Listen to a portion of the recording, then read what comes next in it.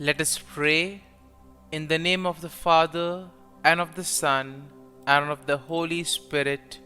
Amen. O Jesus, through the Immaculate Heart of Mary, I offer you my prayers, works, joys, and sufferings on this day for all the intentions of your Sacred Heart, in union with the holy sacrifice of the Mass throughout the world, in reparation for my sins, for the intentions of all my relatives and friends, and in particular for the intentions of the Holy Father. Amen. Let us pray for the intention of the Holy Father for the month of January, for the gift of diversity in the Church. We pray that the Holy Spirit may help us to recognize the gift of different charisms within the Christian community and to discover the richness of different traditions and rituals in the Catholic Church. Our Father, who art in heaven, hallowed be thy name. Thy kingdom come, thy will be done, on earth as it is in heaven. Give us this day our daily bread, and forgive us our trespasses, as we forgive those who trespass against us. And lead us not into temptation, but deliver us from evil. Amen. Hail Mary, full of grace, the Lord is with you. Blessed are you amongst women, and blessed is the fruit of thy womb, Jesus. Holy Mary, Mother of God, pray for us sinners, now and at the hour of our death. Amen. Glory be to the Father, and to the Son, and to the Holy Spirit, as it was in the beginning, is now, and ever shall be, world without end. Amen. My dear friends, the Word of God welcomes us this morning.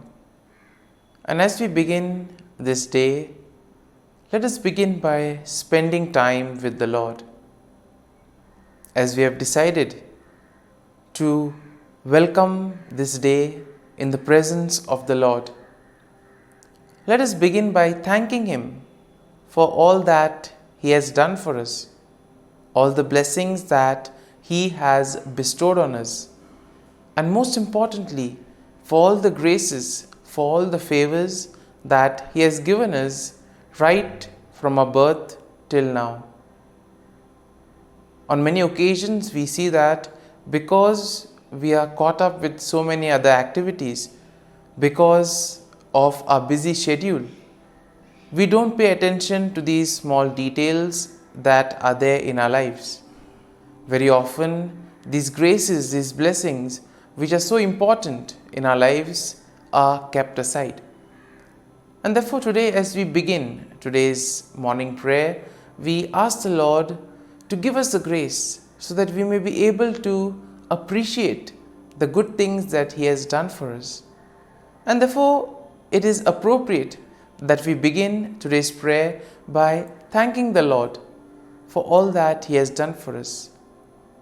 First and foremost, we thank the Lord for the gift of life, for giving us talents, abilities, and various opportunities in our lives. We also thank the Lord for the gift of our family members, friends, relatives, near and dear ones, and all those who play a very important role in our lives.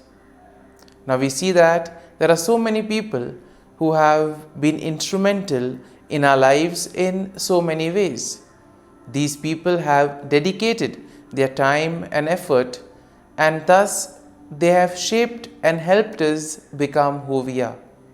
And therefore we thank the Lord for their presence in our lives, and we also ask the Lord to bless them so that they may be able to have the fullness of life.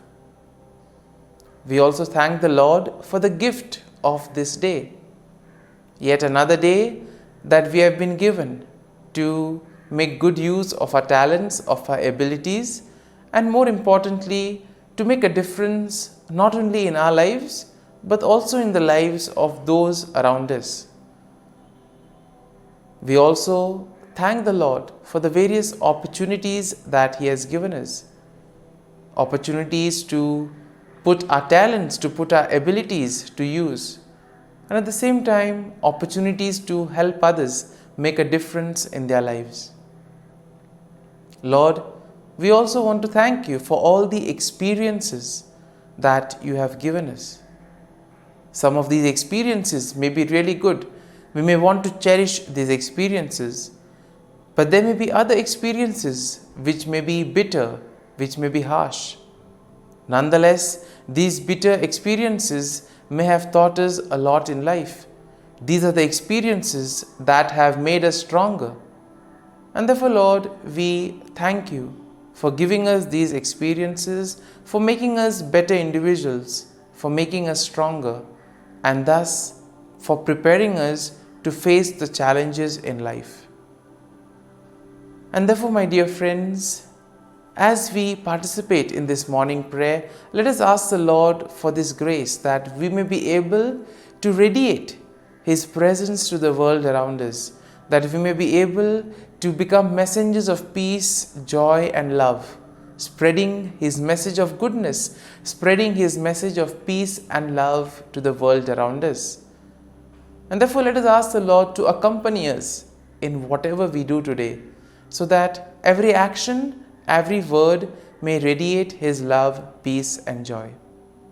My dear friends, let us now reflect and meditate on Psalm 59. As usual, we shall take a look at the general overview of the psalm, and then we shall take a look at the psalm in detail. Now, when we look at Psalm 59, we see that the psalm is a psalm of lament that is attributed to David. And this was probably written during a time when Saul had sent men to watch David's house in order to kill him. And therefore, the psalm can be divided into 4 main sections. First, we see that a plea for deliverance from enemies. David's plea to be delivered from his enemies, which we will find in verses 1 to 5. In the second part, we see a description of wickedness and violence of the enemies, and this we can see in verses 6 to 7. Then in verses 8 to 10, we have a declaration of trust in God's protection. And finally, in verses 11 to 17, we see a song of praise and confidence of God's deliverance. Confidence that God will deliver him from all his enemies. And therefore, overall, when we take a look at the psalm, we see that Psalm 59 will reflect David's plea for deliverance from his enemies and his trust in God's protection. The psalm also acknowledges the wickedness and violence of the enemies, and at the same time, it will also emphasize the faithfulness and the strength of God. Now, the psalm serves as a reminder of the importance of seeking refuge in God during the time of trouble, and therefore expressing trust that God will deliver his people from all difficulties in life. And therefore the psalm will conclude with a song of praise, highlighting the confidence and gratitude that come from placing one's trust and faith in the Lord. Now, when you take a look at the psalm in detail, we see that in the first section of the psalm, David pleads for deliverance from his enemies, and therefore he implores God to deliver him from those who seek his life. Here we see that David will use vivid imagery in order to describe the intensity of the threat that he faces. Now, David will portray his enemies as fierce dogs who howl and prowl around the city. As we have already seen that The background of this psalm is how Saul sends his men in order to watch over David.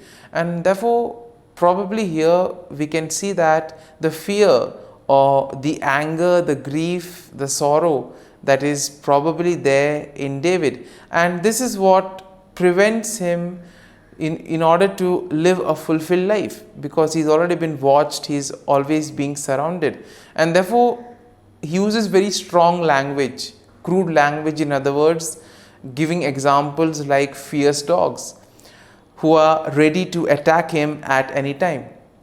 And at the same time, we see that David will also express his innocence and his trust in God's protection.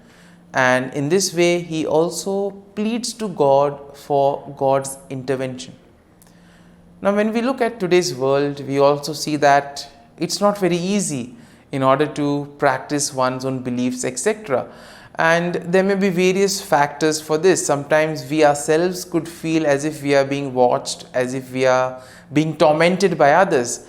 And in those moments, we can have confidence in the Lord that just as David was able to face and put his trust in the Lord, he was able to face his enemies, and thus he was fully confident that the Lord would be there, guide him and protect him.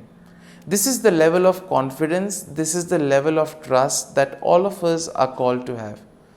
Now, in the second section of the psalm, we see that David describes the wickedness and violence of his enemies. Now, David portrays them as arrogant and insolent, speaking lies and cursing with their mouths. And therefore, David laments that their deceitful and malicious actions are in a way emphasizing their own violent nature. And David also says that the actions of the wicked are in a way demonstrating their lack of fear or regard for God. And therefore, these are the people who basically feel that they are their own masters, that they don't require anybody else. They don't fear the Lord. And therefore, we see that David, in a way, describes their wickedness, describes their malicious intent. Now, moving on to the third section of the psalm, we see that David declares his trust in God's protection. He affirms that God is his strength and his fortress, that God is a refuge in times of trouble. And it is here we see that David expresses his confidence that God will go before him and he will comfort himself. God will comfort David by confronting his enemies. And it is here we see that David acknowledges that God is his defense and that God's steadfast love will meet him in the morning. So much faith and trust David has in the Lord. And in the final section, we see that David offers a song of praise and confidence in God's deliverance. David expresses his faith in God's power, and he also declares that he will sing of God's strength and mercy. In other words, David says that he will praise the Lord for all that the Lord has done for him. Now, David acknowledges that God is his refuge and his stronghold, and he praises God for his faithfulness and deliverance. He affirms that he will trust in God and he will give thanks to him. And therefore, my dear friends, as we reflect on this psalm, we see that we can also apply it to our daily life situations. When we too are overwhelmed, when there is a lot of fear, when we are filled with grief, when we feel that we are being watched over, let this psalm help us. Let this psalm console us. Let this psalm help us to place our faith and trust in the Lord, especially during those difficult moments. And therefore, my dear friends, as we have reflected and meditated on this psalm, let us now close our eyes at this morning hour and let us thank the Lord. Let us praise the Lord. Let us glorify the Lord. Loving Father, you have given us this time in the morning. You have been gracious to us. You have given us your Son, our Lord Jesus Christ, who has cleansed us from our sin. He has taken away all our sins and He has given us a new life. Lord, we thank You for giving us the Holy Spirit. And therefore, Lord, we ask You to bless us and protect us at every step of the way. Be our guiding force. Be there to always show us the way. And for all this, Lord, we thank You, we praise You, and we glorify You. You have protected us and You have guarded us through the night. You have given us this time to spend with You. You have woken us up this morning and You have given us good health of mind and body. And for all this, Lord, for Your love, for Your mercy, for Your generosity, we thank You and we praise You, O Lord. You are a merciful God. You have blessed us in so many ways. As we reflect on our blessings, as we reflect on all the good things that have happened to us, as we reflect on our experiences, Lord, we want to thank You. We want to praise You for making us better individuals. And now, my dear friends, let us spend a few moments in silence and let us reflect on the psalm. Let us see what touched us. Could be a word, could be a phrase, or could be a sentence or a thought. Remain with that and allow the psalm to take root in you, so that ultimately your words, your actions will radiate the love, peace, and joy of Christ to the world around.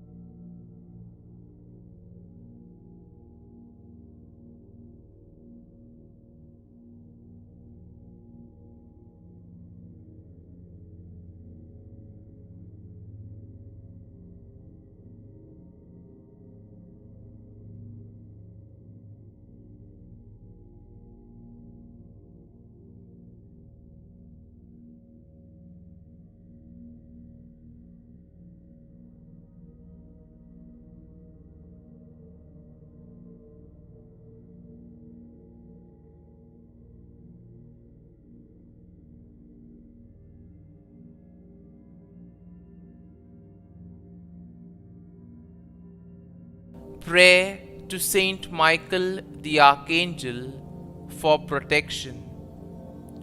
Saint Michael the Archangel, defend us in battle. Be our defense against the wickedness and snares of the devil. May God rebuke him, we humbly pray. And do Thou, O Prince of the heavenly hosts, by the power of God, thrust into hell Satan and all the evil spirits who prowl about the world, seeking the ruin of souls. Amen. Act of Adoration. O Sacrament most holy, O Sacrament divine, all praise and all thanksgiving be every moment Thine. Saint Gertrude Prayer for souls in purgatory.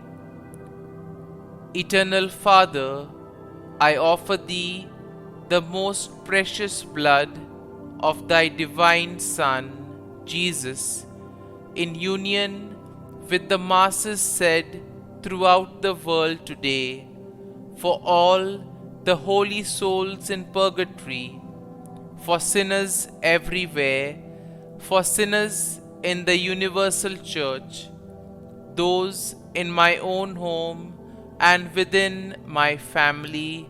Amen.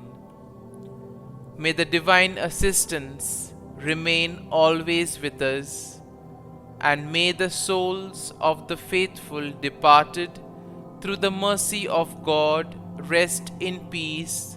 Amen. Glory be to the Father, and to the Son, and to the Holy Spirit, as it was in the beginning, is now, and ever shall be, world without end. Amen.